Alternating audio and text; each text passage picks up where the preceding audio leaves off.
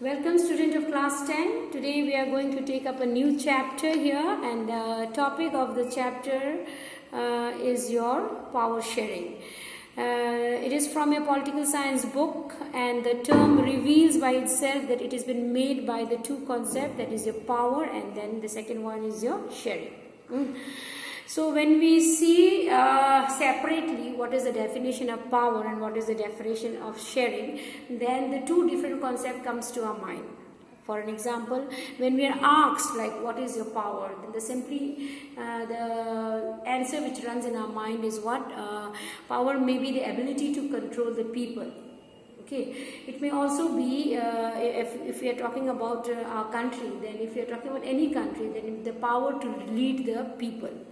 If we are talking about any physical science and all, then we may say that to supply energy to do something to make it work, it may be called a power. So there is a various definition of the power at the different field. Okay, so when we are talking about the political science, we mean that power to control the people. Okay, so this is a definition of your power in the political sense. When we talk about sharing, means what? Sharing means it is also having a different definition, a different perspective of time. Like when we are talking about sharing in political science, it basically means what? Distribution of power. Okay, so in the previous classes when we are discussing about democracy, what we have seen that किसी भी एक organ को, like in any part of the democracy, in any organ of the government, does not have an exclusive power. ठीक है, किसी को भी exclusively ये पावर नहीं दिया जाता, क्योंकि अगर हम किसी को एक्सक्लूसिवली ये पावर दे देंगे तो क्या हो जाएगा, तो फिर डेमोक्रेसी का मायने नहीं रहेगा. डेमोक्रेसी मतलब ही होता है प्रजातंत्र. तो इसमें दिखने को चाहिए कि हर लोग इसमें इंक्लूडेड है. तो इसके लिए इसकी डेफिनेशन के अकॉर्डिंग जो प्रजातंत्र है, तो हमें इसमें उस तरह का चीज़ मिलना चाहिए जो कि प्रजा के हित के लिए है. तो अगर प्रजा है तो प्रजा के लोग भी इसमें आनी चाहिए. तो ये जो पावर्स जो बटी हुई है डिफरेंट ऑर्गन्स में, तो सारे ऑर्गन्स में अगर इक्वल पावर देगा तो सबकी शेयरिंग दिखेगी, और सबकी जगह शेयरिंग दिखेगी तो उनकी कंट्रीब्यूशन भी दिखेगी, है ना. तो अगर उनकी कंट्रीब्यूशन दिखेगी तो वो उसके ये भी होंगे, they will be responsible for what they are doing ना. तो ये सारी चीज़ है डेमोक्रेसी में. डेमोक्रेसी किसी एक व्यक्ति को लेके हम लोग नहीं डिफाइन कर सकते. तो आपके डेफिनेशन में मैंने यही बात लिखा है कि in democracy all the powers does not rest with any one organ of the government. किसी भी एक ऑर्गेनाइज बॉडी या फिर किसी भी एक ऑर्गन के हाथ में डेमोक्रेसी का पूरा पावर नहीं रह सकता है. It must be distributed on the different levels. Like for an example, second point में क्या लिखा है? Intelligent share of powers between executive, legislature and judiciary is important aspect of democracy. जब हम लोगों ने बात किया different organs of the government, तो हम लोग बचपन से ये पढ़ते आ रहे हैं कि लॉ बनाने का काम किसका है, तो लेजिस्लेचर का काम है. एग्जीक्यूटिव क्या काम करता है, तो इन लॉ को इम्प्लीमेंट कराया जाता है नहीं ब्यूरोक्रेट्स के माध्यम से. उसके बाद जुडिशरी का काम है, तो न्याय देना इनका काम है. तो ये सारी चीज़ हम लोग बचपन से ही पढ़ते आ रहे हैं. तो क्योंकि बहुत वास्ट फील्ड है, इसलिए यहाँ पर अलग अलग पावर को अलग अलग जुरिस्डिक्शन में हम लोग बांटते हैं. ठीक है, जुरिस्डिक्शन मतलब एरिया समझे. हर आदमी का एक सर्टेन एरिया होता है, या फिर हर ऑर्गन्स का एक सर्टेन एरिया होता है जहाँ तक वो अपना हस्तक्षेप कर सकते हैं. उसके बाद वो हस्तक्षेप नहीं कर सकते. ठीक है, तो ये समझेंगे. तो आज हम इस चीज़ को क्यों लिए हैं यहाँ पे, नहीं तो ये इसीलिए लिया है कि इस माध्यम से कैसे दो कंट्री आपस में अपने लोगों के बीच में लड़ाई से बच पाते हैं. ठीक है, कैसे बेल्जियम ने अपने इस प्रोसेस को लेके लोगों में शांति फैलाया, कैसे श्रीलंका ने इस प्रोसेस की बारीकता को नहीं समझा, और जिसके कारण उसके कंट्री में क्या हो गया, ख्यास फैल गया. सो ये सारी दो केसेस जो है वो हम लोग आज डिस्कस करेंगे. तो पहला जो केस हम लोग लेंगे वो क्या है, बेल्जियम. ठीक है, तो बेल्जियम आप जानते हैं कहाँ है, तो बेल्जियम एक यूरोपियन कंट्री है. ना, तो ये यूरोप में बसी हुई है, ठीक है। तो it is a small nation in the Europe, ठीक है। इसकी जो एरिया है हमारे इसकी जो एरिया है, it is small nation in Europe having an area smaller than that the state of the Haryana, ठीक। हमारा जो स्टेट है हरियाणा उससे भी ये छोटा है, लेकिन पॉपुलेशन में बहुत बड़ा है। पॉपुलेशन में हमारा हरियाणा बहुत बड़ा है, लेकिन बेल्जियम इसका हाफ भी नहीं है, ठीक है। तो ये चीज़ हम लोग देखेंगे यहाँ पे। तो इट हैज़ अ बॉर्डर, इनका बॉर्डर किसके किसके साथ है, तो नॉर्थ में देखेंगे तो इसकी नेबरिंग कंट्री कौन सी है, Netherland. So it is having a neighbouring country in north, that is in Netherland. In east it is having Germany, in south it is having Luxembourg, and in west it is having your France। तो ये 4 neighbouring countries हमारे Belgium के हैं जो इसको आसपास से घेरे हुए हैं, ठीक है। उसके बाद हम लोगों ने क्या देखा, it has a population about half of the population of Haryana, ठीक है।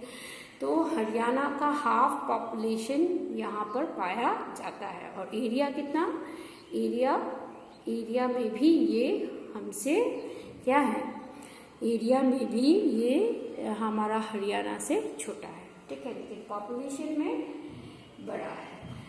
हाँ, अब दूसरी बात हम लोग यहाँ पर करने वाले हैं एथनिक कॉम्पोजिशन का। तो ये एथनिक कॉम्पोजिशन मतलब क्या होता है, एथनिक से हम लोग को समझ में आता है, आपकी बुक में एक डेफिनेशन दी हुई है एथनिक की, जहाँ पे कहा गया है what is a proper definition of ethnic which has been given in your book। एक ऐसे कम्युनिटी के लोग जो कि एक जैसे, एक लैंग्वेज, एक रिलीजन को फॉलो करेंगे, उसको क्या कहेंगे, एथनिक कम्युनिटी, ठीक है। तो यहाँ पर वर्सेटाइल एथनिक ग्रुप हमें देखने को मिलता है, और इस एथनिक ग्रुप के कारण यहाँ पर खियोस और टेंशन देखने को हमें मिलता है, ठीक है। तो आइए देखते हैं यहाँ पर किस तरह से लोग बसे हुए हैं। तो यहाँ पे 2 रीजन हैं, ठीक है। एक है आपका वेलोनियन रीजन जो कि ग्रीन में मैंने शेड किया है, और एक है आपका फ्लेमिश रीजन, यहाँ पे मैंने कैसे किया है, येलो कलर से, ठीक है। तो when the 2 regions is been settled by the 2 different ethnic group, one is your Wallonian region is being settled by the French people who speaks basically French। Wallonian में जो लोग रहते हैं वहाँ पर बेसिकली क्या लैंग्वेज बोलते हैं, फ्रेंच बोलते हैं, ठीक है।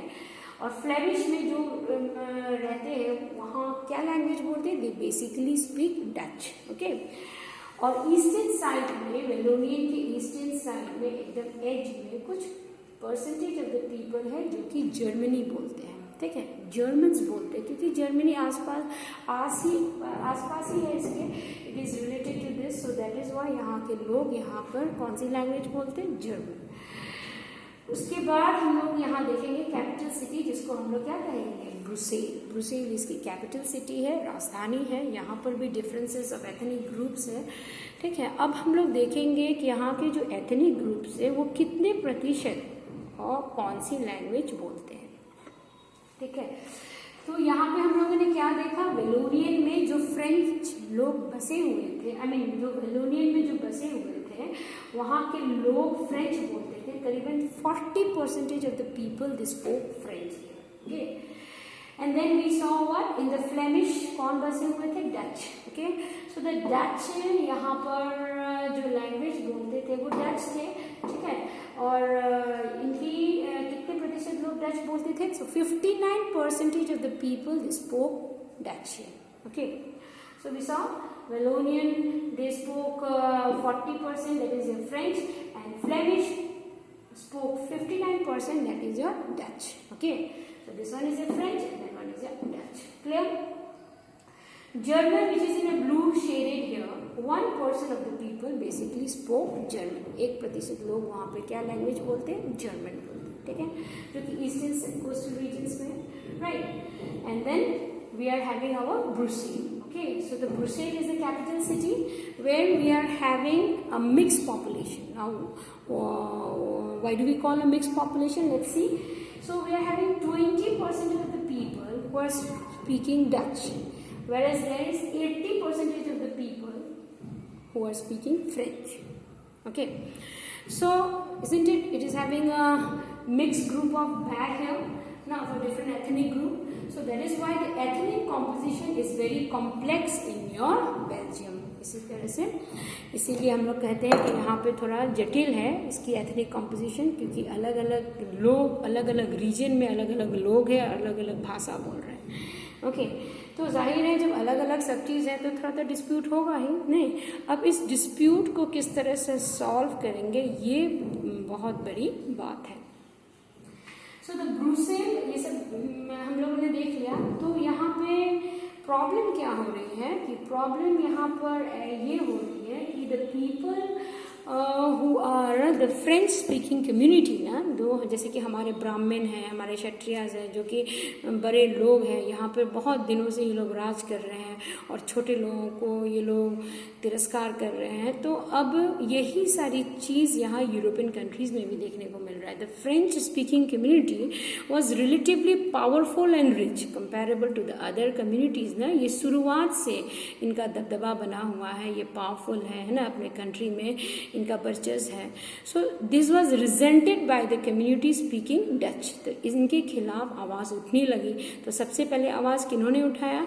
The Dutch people started raising the voice. Okay, तो उन्होंने आवाज़ क्या उठाया कि जो बेनिफिट और जो भी सुविधा इनको मिलते आ रही है अब इनको भी चाहिए। ठीक है, कि कोई भी ऐसा बोल सकता है ना, क्योंकि if in the past if some communities are getting the privileges due to their birth right ना, the things are being changed now with the help of your education and your caste mobility. Many peoples have move from the lower caste people to the upper caste people, so they started demanding their rights no. तो इस condition में लोग किसी से नीचे रहने की कोशिश नहीं करना चाहेंगे, तो इसीलिए आवाज़ आनी है। चेंजेस तो it is the law of the nature only. So it was resented by the community speaking Dutch who got the education and the benefit of economic development much later. ठीक है, तो इन लोगों को जो राइट मिली है बहुत बाद में मिली। तो जाहिर है ये लोग सब पिछड़े वर्ग के लोग हो गए। तो फ्रेंच के मुकाबले इनका जो अस्तित्व था वो कम था, इनकी जो पावर जो थी वो कम थी। ओके, अस्तित्व ना करके पावर कहेंगे।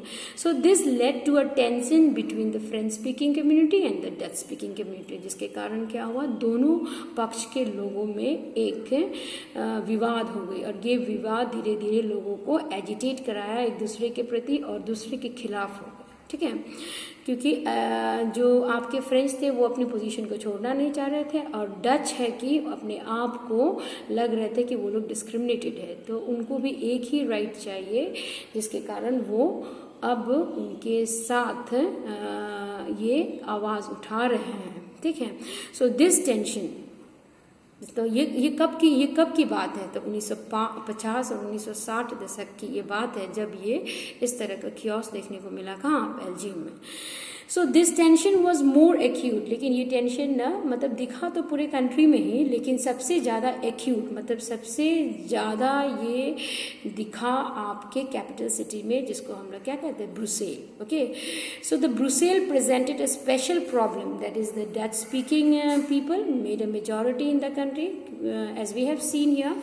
हम लोग ने देखा क्या कि यहाँ पे मेजॉरिटी कौन है आपका, तो यहाँ पे देखिए कि मेजॉरिटी यहाँ पे हमारा ब्रुसेल में फ्रांस पीपल है ना, जो कि 80% of the people is holding है, और डच हमारा क्या है, मिनॉरिटी है यहाँ पे, जो कि 20% ऑफ द पीपल है। ठीक है, तो ये ज़्यादातर देखा हमको कहाँ, ब्रुसेल में। So this tension was more acute in Brussels. Brussels presented a special problem, that is a Dutch speaking people made a majority in the country but a minority in the capital. और वहीं दूसरी तरफ हम लोगों ने क्या देखा, हम लोगों ने देखा कि फ्रांस हमारा जो पूरे कंट्री में है वो मिनॉरिटी है और डच जो है वो मेजॉरिटी में है। ठीक है, 59% का, और फ्रांस क्या है 40%। सो इस तरह से लोग एक दूसरे के खिलाफ हो गए, और इस एक दूसरे के खिलाफ होने के क्या हुआ कि उन्होंने अपनी बात को रखने की कोशिश की। ठीक है। तो ये चीज़ को किस तरह से लिया गया गवर्नमेंट के द्वारा, ये बात डिस्कशन वाली है। तो इसके बाद हम लोग इसमें डिस्कस, तो ये था हमारा causes for why it became mandatory for the people to share the powers between the different communities. Okay, so this was the reason why there was a chaos in the capital city as well as in the country itself. So the next case what we will see here is the case of your Sri Lankan government. Okay, so let's see what do we have for the Sri Lankan government. Now let us see the second case of a country which is near to us, that is Sri Lanka. Sri Lanka is one of our neighboring country. So the population is also small, and as well as your area is also small comparable to your India. Okay, so what do we see here? Sri Lanka is also a country where we are having a diverse population. Okay, so it is having 2 crore of the people. It is having a population about 2 crore, same as your Haryana in our state, in our country I mean. And like other countries in the South Asian region, it is having a different ethnic groups, like a different diverse population speaking different languages, as well as following different religion. Okay, so we are seeing here 2 groups of people. Here we are finding one is your Tamil speaking people with 18%, and then we are having Sinhala speaker with 74%. Tamil we have indicated here in your yellow color. They are basically been settled in the eastern edge of the country, whereas Sinhala is in the central part as well as in your western. I mean in the northern, in your southern, and then in your eastern and western. Okay, and in your central parts we are having Indian Tamil, and the patchwork, that is your blue color, we are having our Muslim community. Okay, so like your Belgium, it also is having a different diverse population. Okay, so let's see why the tension has been created here and what is the problem. Okay, so among this group we will see that as the majority group is Tamil and Sinhala, and we are having a 74% of the people who is speaking Sinhala. They are being, so the maximum population here is of your Sinhala. And then we are having Tamil in the 2 different groups. One is your Tamil native, which is known as your Sri Lankan Tamils. Okay, they are about 13%. Okay, and then the second is your Indian Tamils. These are not the native of your why we are saying Tamil? Because it is near our state Tamil Nadu, connected to our Tamil Nadu. So that is why the people from Tamil Nadu during the British time has been deported in this country in order to do the plantation work. So their forefathers has remained and settled here, and after that it has become their country, and they have been known as the Tamilians here. Okay, so these Tamilians are in 2 groups. One is your Sri Lankan Tamils, who is basically the native of the country. Okay, and they are contributing about 13% of the population, whereas in the other half we are having the Indian Tamils. Okay, and altogether Tamils are 18%. After that, the different religions which has been spoke by the different group of the people is here. Most of the people speaking Sinhala are basically what? Buddhist. So these people who is in the white, I have shaded here white, maximum, they are speaking what? Buddhist. Okay, I mean they are not speaking Buddhist, speaking Sinhala only, but they follow the religion called Buddhism.